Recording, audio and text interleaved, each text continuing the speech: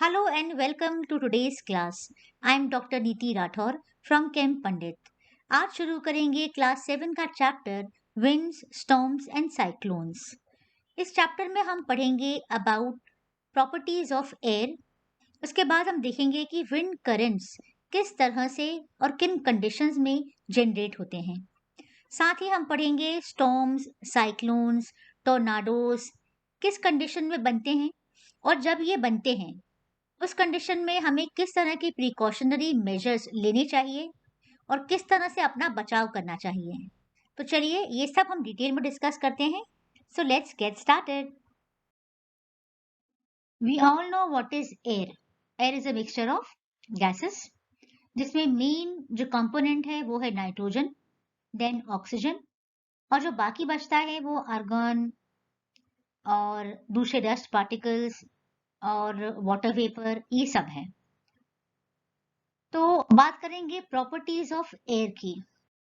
Properties air की क्या क्या हैं। पहली प्रॉपर्टी हम देखेंगे कि हम जानते हैं it is a colourless mixture of gases. Air जो है ये कलरलेस है, ये हमें इसका कोई कलर नहीं है, ये दिखाई नहीं देती है। अगर कलर होता तो शायद हम इसको देख पाते, क्योंकि इसमें जो भी गैसेस हैं, carbon dioxide, water vapour, nitrogen, oxygen, argon, ये सभी कलरलेस गैसेस हैं। सेकेंड सबसे इंपॉर्टेंट प्रॉपर्टी है कि air exerts pressure. Yes, air जो है वो प्रेशर एक्सर्ट करती है। ये हम आगे जाकर चैप्टर में अच्छे से समझेंगे और इस पर बेस्ड कुछ एक्टिविटीज भी करेंगे। अभी आप सिर्फ इस पॉइंट को लर्न कर लीजिए। थर्ड पॉइंट है एयर एक्सपैंड्स ऑन हीटिंग। हम ये भी देखेंगे कि हीट करने पर एयर एक्सपैंड करती है। इस पर भी बेस्ड हम एक्टिविटी आगे करेंगे। Third point is, fourth point is wind currents are generated due to uneven heating of earth.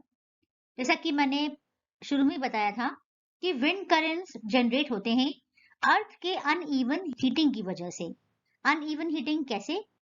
क्योंकि अर्थ की जो बेसिकली सनलाइट है, सूरज की जो रोशनी है, ये इक्वेटर पर और साउथ एंड नॉर्थ पोल पर अलग अलग तरीके से पड़ती है।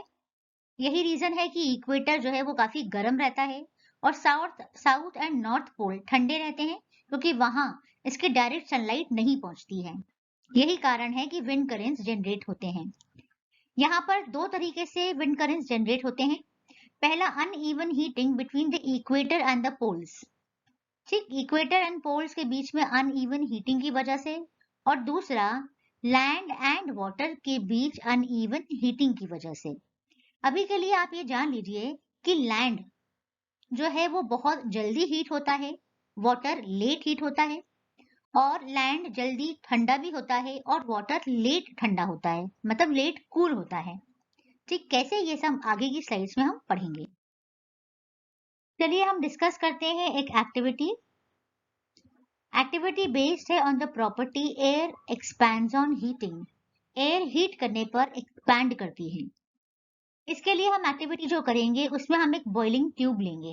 यहाँ पर देखिए बीकर में ये है बॉइलिंग ट्यूब। बॉइलिंग ट्यूब के ऊपर हम फिट करेंगे एक बलून, उसके नेक के ऊपर टाइटली। ठीक है, देखिए इस तरह से। अब हम क्या करेंगे, बीकर में थोड़ा सा हॉट वाटर पोर कर देंगे और इस बॉइलिंग ट्यूब को इस बीकर के अंदर रख देंगे। ठीक है, किस बीकर में? जिसमें हमने अभी अभी बॉइल्ड वाटर डाला था। अब हम 2-3 मिनट बाद ये ऑब्जर्व करेंगे कि ये जो बलून है ये इन्फ्लेटन हो जाता है। इन्फ्लेटन होना यानी कि इसमें ये फूल जाता है। ठीक है, ब्लो हो जाता है। क्यों? ऐसा क्यों हुआ? क्योंकि हमने कहा कि एयर एक्सपैंड्स ऑन हीटिंग। तो क्योंकि जब हमने इस टेस्ट ट्यूब के अंदर भरी हुई एयर जब हीट हुई बिकॉज ऑफ हीटेड वाटर, तो एयर एक्सपैंड हुई और एक्सपैंड होने की वजह से बलून जो है वो फूल गया, इन्फ्लेटन हो गया। ठीक है, अब हम क्या करेंगे, हम इस ट्यूब को बाहर निकालेंगे और पानी को रूम टेम्परेचर पर कूल करेंगे। ठीक है, और ट्यूब को वापस इसी ट्यूब में रख देंगे, या फिर हम एक और बीकर लेके आइस कोल्ड वाटर में भी इस ट्यूब को रख सकते हैं।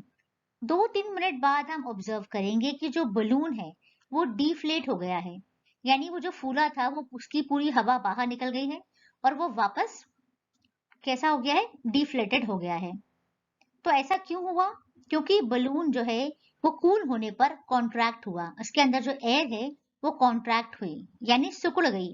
जब वो कॉन्ट्रैक्ट हुई तो बलून जिसमें एयर पहले भरी थी वो अब डिफ्लैटन हो गया है। ठीक है, तो ये प्रूफ करता है कि air expands on heating. Heat करने पर एयर एक्सपैंड करती है, और जाहिर बात है जब हम कूल करेंगे तो वो कॉन्ट्रैक्ट करेगी, राइट। चलिए देखते हैं विंड जनरेशन के बारे में। मैंने अभी बताया था आपको विंड जनरेशन किस वजह से होता है। सबसे पहली बात यह है कि विंड या विंड करेंट्स का मतलब है मूवमेंट ऑफ एयर। ठीक, तो एयर क्यों मूव करेगी, विंड्स क्यों जनरेट होंगे? ये हमेशा जनरेट होते हैं दो रीजन्स के बीच एयर प्रेशर में डिफरेंस की वजह से। एयर प्रेशर में डिफरेंस क्यों आता है, इसको डिस्कस करते हैं। विंड करंट्स प्रोड्यूस होते हैं बेसिकली दो फैक्टर्स से। पहला है uneven heating between the equator and the poles. ये तो हम जानते हैं कि रीजन जो इक्वेटर के पास है वहां मैक्सिमम हीट मिलती है सन की। ठीक है, और सन की हीट जो है मिनिमम होती है पोल्स पर, साउथ एंड नॉर्थ पोल पर। तो ये जो इक्वेटर वाला रीजन है यहाँ की एयर वार्म हो जाती है, और वार्म एयर ऊपर की तरफ राइज करती है। ठीक है, वार्म एयर लाइट होती है वेट में, तो वार्म एयर इस तरह से ऊपर जाती है। जब ये ऊपर जाती है तो 0 से 30 डिग्री लैटिट्यूड वाला जो बेल्ट है वहां से ठंडी एयर नीचे आ जाती है, कोल्ड एयर उसकी जगह ले लेती है। तो हमेशा याद है कि वार्म एयर ऊपर जाती है, कोल्ड एयर नीचे की जगह ले लेती है।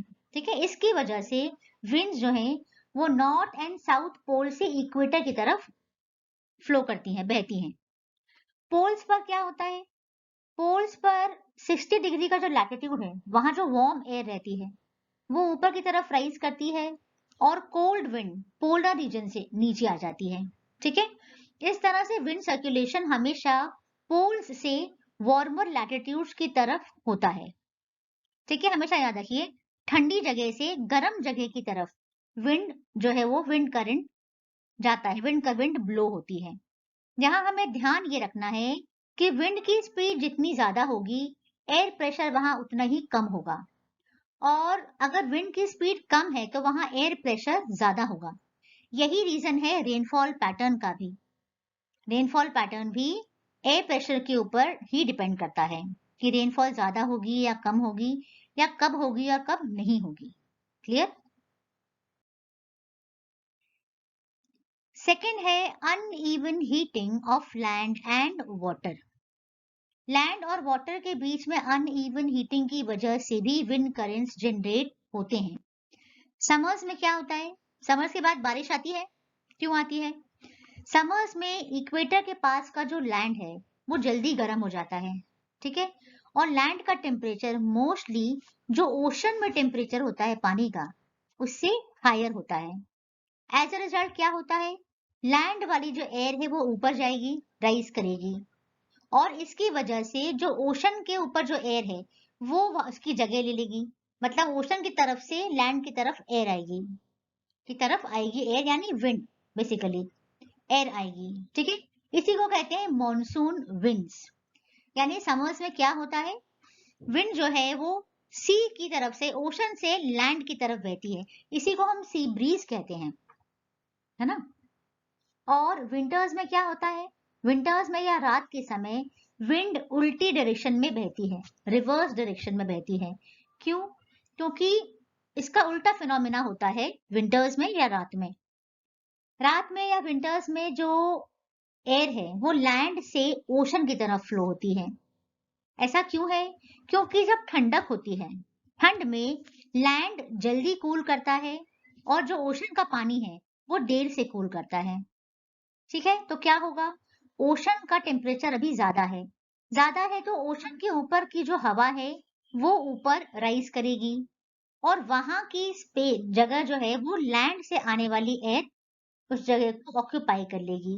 ठीक है, तो warm air over the ocean ऊपर राइज करेगी, एक लो प्रेशर रीजन क्रिएट होगा, और कूलर एयर ओशन से उसकी जगह ले जल्दी से आएगी, बहुत तेजी से रश करेगी।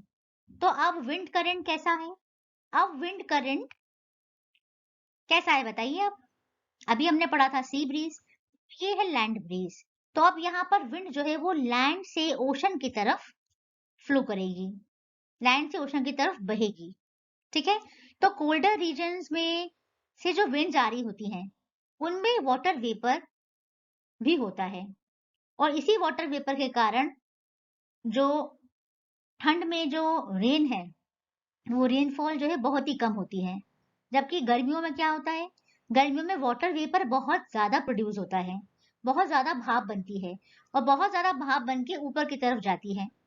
ठीक है, ऊपर की तरफ जाती है, तेजी से विंड जो है वो विंड ब्लो करती है, लो प्रेशर एरिया डेवलप होता है, और फिर वहां बारिश होती है। इसलिए बहुत ज्यादा गर्मी के बाद बारिश पड़ती है, गर्मी के सीजन के बाद बारिश आती है। हम अक्सर बड़े लोग कहते हैं कि इस बार गर्मी बहुत पड़ी है तो बारिश बहुत ज्यादा होगी। एक्चुअली इसके पीछे साइंटिफिक रीजन यही है। गर्मी बहुत पड़ी है यानी बहुत ज्यादा एयर जो है वो ऊपर जाएगी, लो प्रेशर रीजन क्रिएट करेगी, और इसकी वजह से बारिश जो है वो ज्यादा होगी। क्लियर? एक और एक्टिविटी हम यहाँ डिस्कस करते हैं, एक्टिविटी नंबर 2।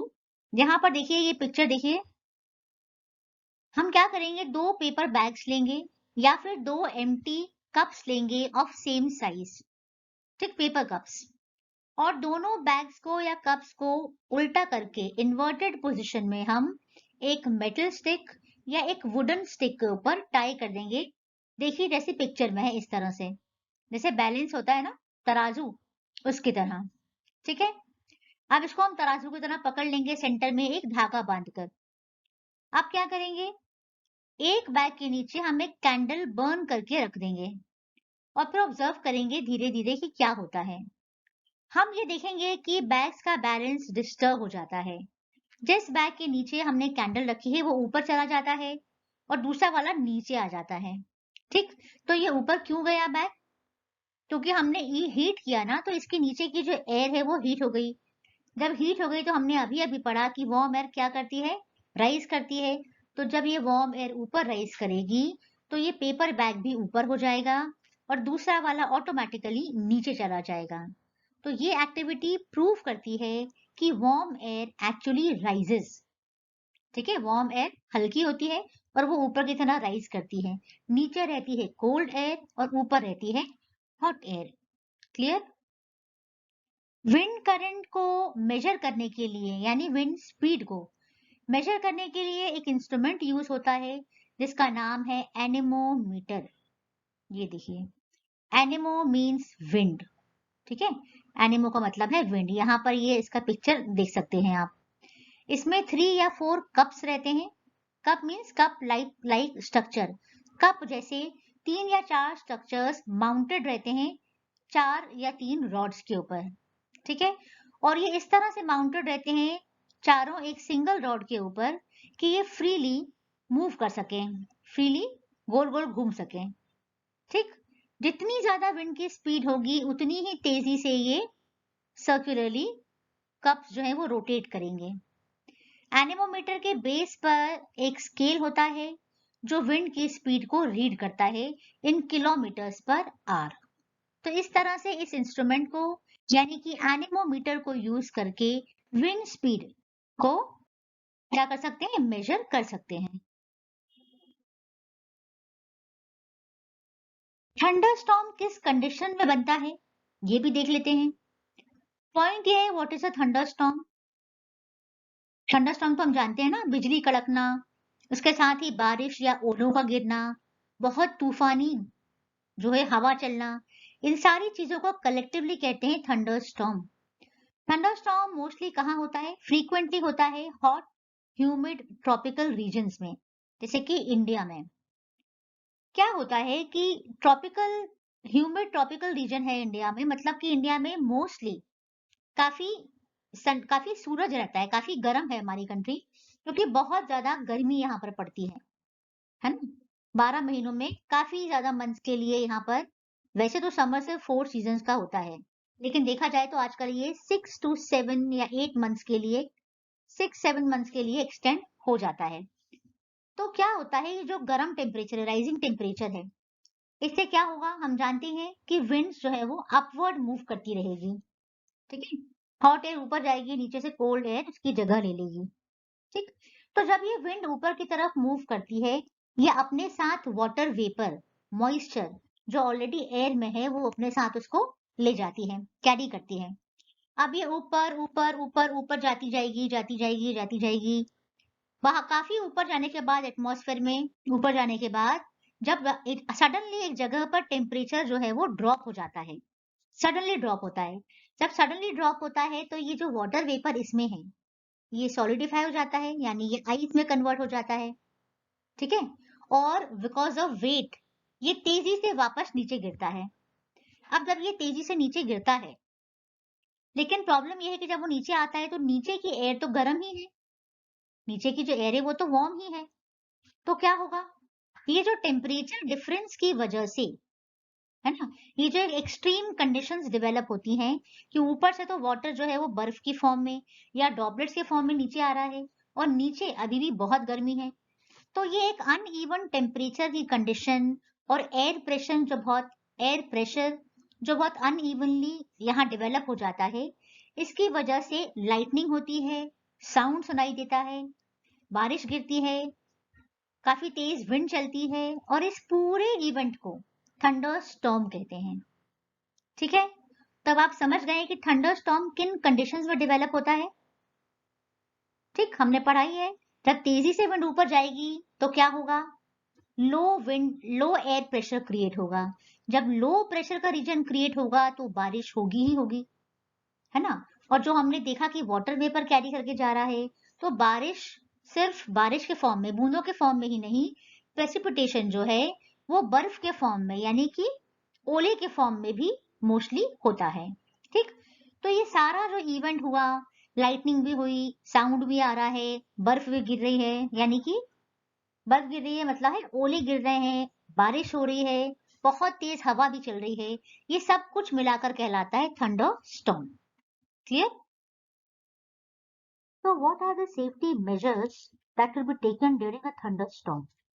अगर आप थंडर स्टॉर्म में कहीं फंस जाते हैं तो आपको क्या क्या सेफ्टी मेजर्स लेने चाहिए, ये हमें आपको पता होना चाहिए।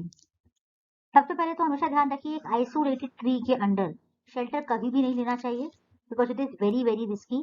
आइसोलेटेड ट्री जो है वो, it can be struck by the thunderstorm, उस पर लाइटनिंग जो है वो, बिजली जो है वो गिर सकती है। अगर आप फॉरेस्ट में हैं तो हमेशा शेल्टर एक स्मॉल ट्री के नीचे ले सकते हैं आप, क्योंकि स्मॉल ट्री तक जो लाइटनिंग है उसका इफेक्ट आना थोड़ा सा डिफिकल्ट रहता है, जबकि जो हाइट वाली ट्रीज होंगी, जितनी ज्यादा लंबी होंगी, ऊंची होंगी, उन पे उतना ही ज्यादा रिस्क होगा लाइटनिंग स्ट्रक का। तीसरी चीज ये है कि आपको ग्राउंड पर लाई नहीं करना चाहिए, अदरवाइज जो बिजली है वो सीधे आपके ऊपर ही गिरेगी। ऑल्सो आपको अम्ब्रेला के अंडर शेल्टर नहीं लेना चाहिए, क्योंकि इसका मेटालिक हैंडल होता है, और मेटालिक हैंडल जो है ये लाइटनिंग को अट्रैक्ट करेगा। फिर एक और चीज है कि हमें विंडो के पास भी नहीं बैठना चाहिए, ये भी बहुत रिस्की है। और हमें किसी भी तरह के मेटालिक रूफ के अंडर भी शेल्टर नहीं लेना चाहिए, जैसे कि गिरार, ठीक है। मेटालिक रूफ भी लाइटनिंग को अट्रैक्ट करेगा, और पूरी पॉसिबिलिटी है कि आप बिजली के शॉक जो है आपको लग सकता है। Next is cyclone. हम ये जानते हैं कि क्लाउड फॉर्मेशन के पहले क्या होता है, क्या होता है, वाटर जो है वो एटमॉस्फेयर में जो हीट प्रेजेंट है उसकी वजह से वेपर में कन्वर्ट हो जाता है। जब ये वाटर वेपर वापस लिक्विड में कन्वर्ट होता है in the form of rain drops, तो ये हीट वापस एटमॉस्फेयर में रिलीज हो जाती है। तो ये जो हीट रिलीज हुई है एटमॉस्फेयर में, ये आसपास के एयर को गर्म कर देती है, वार्म कर देती है, ठीक है। और एयर ऊपर की तरफ राइज करना शुरू कर देती है, और एक प्रेशर में डिक्रीज कॉज होता है। जितनी ज्यादा एयर ऊपर की तरफ जाएगी, है ना, रैपिडली जाएगी स्टॉर्म के सेंटर की तरफ, ये साइकिल इसी तरह से रिपीट होती जाएगी। और जब ये साइकिल रिपीट होगी तो ये जो चेन ऑफ इवेंट्स होते हैं कि ये लो प्रेशर सिस्टम को क्रिएट करते हैं, और बहुत हाई स्पीड की विंड होती है जो इसके आसपास घूमती है। ध्यान रखिए, सेंटर में बहुत ही लो प्रेशर सिस्टम है, और इसके आसपास बहुत ही हाई स्पीड की विंड रिवॉल्व कर रही है।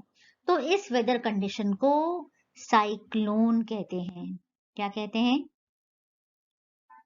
इस वेदर कंडीशन को साइक्लोन कहते हैं, ठीक, साइक्लोन को जो फैक्टर कंट्रीब्यूट करते हैं वो ध्यान रखना है, हमें याद रखना है। Wind speed, wind direction, temperature and humidity, इन सभी का रोल होता है साइक्लोन्स के डेवलपमेंट में।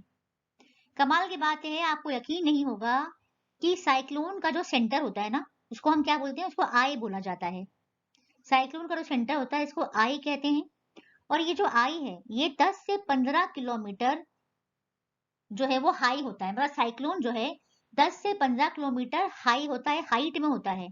और इसकी जो आई है यानी जो सेंटर है, इसका डायमीटर 10 से 30 किलोमीटर तक होता है। कैन यू इमेजिन कितना ह्यूज होता है ये। 10 से 30 किलोमीटर इसकी आई का डायमीटर है।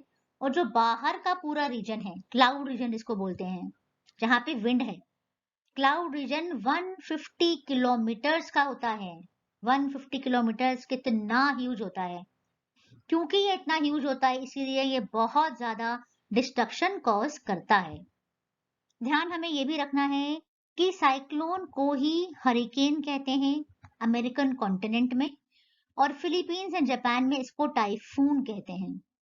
तो now you know cyclone, hurricane and typhoon तीनों एक ही चीज का नाम है, एक ही कंडीशन को ये नाम दिया गया है। ठीक है, देखते हैं साइक्लोन कितनी ज्यादा तबाही मचाता है, कितना डिस्ट्रक्शन कॉज करता है। साइक्लोन की वजह से sea water low lying coastal areas में भर जाता है और इससे बहुत ज्यादा प्रॉपर्टी का लॉस, लाइफ का लॉस होता है, क्योंकि घरों में फिल हो जाता है।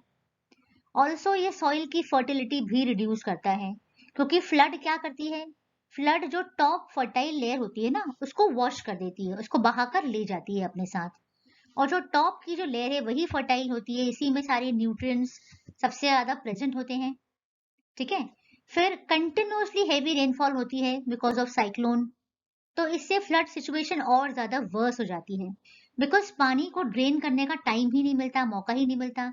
कंटिन्यूसली और ज्यादा वाटर जो है वो पोर इन होता रहता है ना। फिर हाई स्पीड जो है साइक्लोन की, ये houses, telephones, trees, communication system सब कुछ तबाह कर देता है। बड़े बड़े आप देखेंगे बिजली की पोल्स गिर जाते हैं, बड़े बड़े पेड़ गिर जाते हैं। इसकी वजह से बहुत ट्रिमेंडस लॉस होता है to life and property. Communication system पूरा खराब हो जाता है, कम्युनिकेशन नहीं हो पाता है ना। तो इस तरह की बहुत सारा डिस्ट्रक्शन साइक्लोन कॉज करता है। हम टॉर्नाडो भी देख लेते हैं, टॉर्नाडो क्या होता है। टॉर्नाडो, पहली बात तो ये इंडिया में बहुत ही कम देखा जाता है। टॉर्नाडो देखिए, यहाँ पिक्चर में देखिए, ये फनल शेप्ड होता है। फनल कैसे होती है, फनल ऐसी रहती है वी, और बीच में जो है ये नीचे इसका ऐसा रॉड रहता है। ठीक है, तो ये देखिए इसका शेप लग रहा है आपको ऐसा फनल, इस तरह से, और ये ऐसी रॉड है ना, ये ऊपर है ये फनल, सॉरी यहाँ पर है फनल। ठीक, तो ये है टोर्नाडो का पिक्चर। टोर्नाडो को हम डिफाइन करते हैं as a dark colour funnel shaped cloud. इसको डिफाइन किया जाता है कि ये एक डार्क कलर का फनल शेप्ड क्लाउड होता है जो स्काई से लेके ग्राउंड तक स्ट्रेच रहता है। यानी इसका टॉप तो स्काई में रहता है, बहुत ऊपर, बहुत हाइट पर, और इसका जो दूसरा एंड होता है वो ग्राउंड पर होता है। ठीक, टोर्नाडोज मोस्टली वीक रहते हैं, लेकिन जो वायलेंट टोर्नाडो होता है उसकी स्पीड करीब 300 किलोमीटर्स पर आवर तक हो सकती है।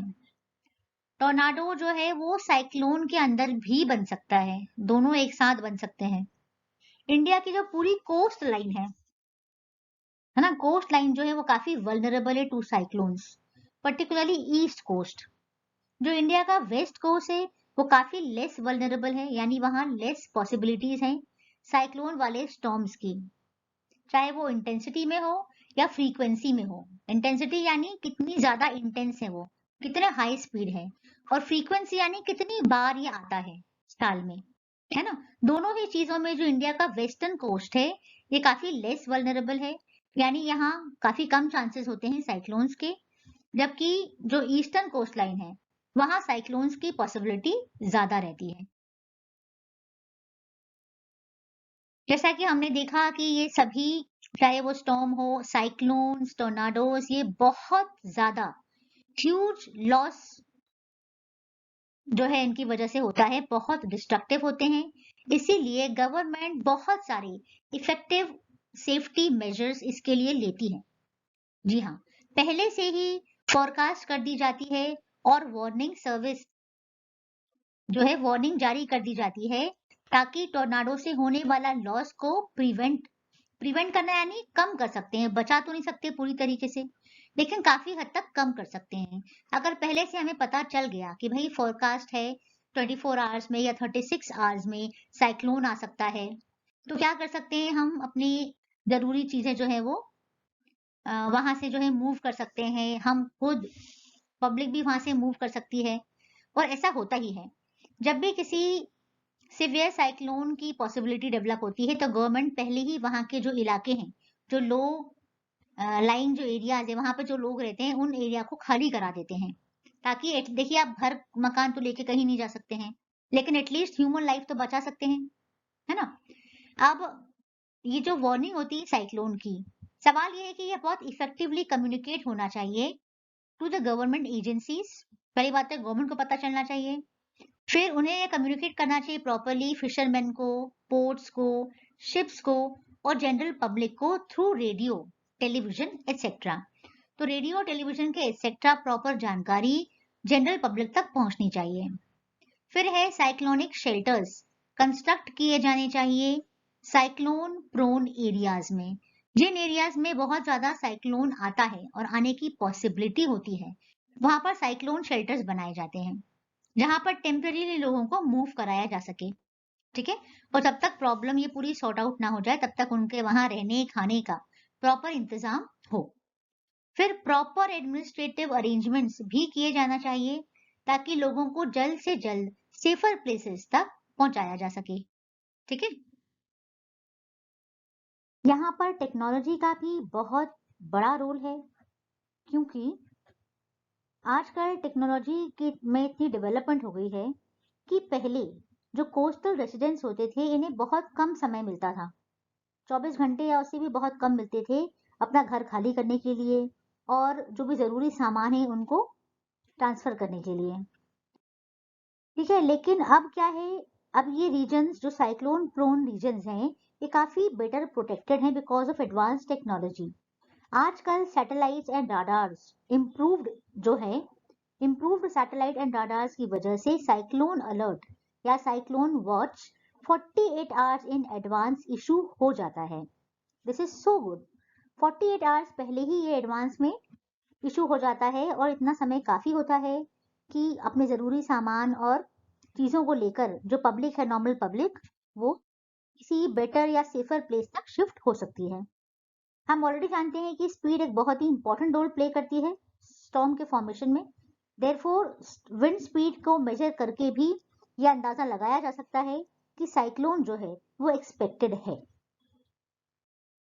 एक एक्सपेक्टेड स्टॉर्म एंड साइक्लोन की वार्निंग 24 घंटे पहले गवर्नमेंट एजेंसीज के पास आ जाती है, पोर्ट्स, फिशरमैन, शिप्स के पास आ जाती है, और ये मैसेज सभी जो कोस्ट के आसपास जो लोग रहते हैं या जो काम करते हैं उन तक पहुंचा दी जाती है। बहुत सारी नेशनल एंड इंटरनेशनल ऑर्गेनाइजेशंस भी कोऑपरेट करती हैं इस तरह के साइक्लोन रिलेटेड डिजास्टर्स को मॉनिटर करने में। ठीक है? गवर्नमेंट के अलावा जो नॉर्मल पब्लिक है, जो वहां रिसाइड करती है, उनकी भी कुछ रिस्पॉन्सिबिलिटीज बनती हैं, है ना? तो जहां जो लोग रहते हैं उनकी भी रिस्पॉन्सिबिलिटी है कि वो भी कुछ प्रिकॉशनरी मेजर लें, है ना? तो मीटरोलॉजिकल डिपार्टमेंट और रेडियो एंड न्यूज़पेपर्स जो वार्निंग इशू करती हैं, इनको इग्नोर नहीं किया जाना चाहिए। दूसरा, नेसेसरी अरेंजमेंट किया जाना चाहिए essential house hold goods, domestic animals जो हैं, व्हीकल्स जो हैं, इनको सेफर प्लेसेस तक पहुंचाने के लिए। ठीक है? साथ ही जो रोड्स पर पानी भरा हुआ है, जो फ्लडेड है विथ वाटर, वहां पर ड्राइविंग अवॉइड करनी चाहिए और बिना किसी जरूरत के या काम के आपको फालतू में यहाँ वहां नहीं घूमना चाहिए। ठीक? इमरजेंसी सर्विसेज की फोन नंबर्स हैंडी रखने चाहिए, यानी बिल्कुल पास में रखने चाहिए तुरंत, जैसे कि police, fire brigade and medical centres, ताकि in case of any emergency आप तुरंत वहां कॉल कर सकें और आपको इमीडिएटली हेल्प मिल सके। फिर एक और इम्पोर्टेंट चीज़ है कि हमें कंटामिनेटेड वाटर ड्रिंक नहीं करना चाहिए और बिना किसी कारण यूं ही जस्ट फॉर फन घूमना नहीं चाहिए और अपने आप को सेफ रखने की पूरी पूरी कोशिश करनी चाहिए।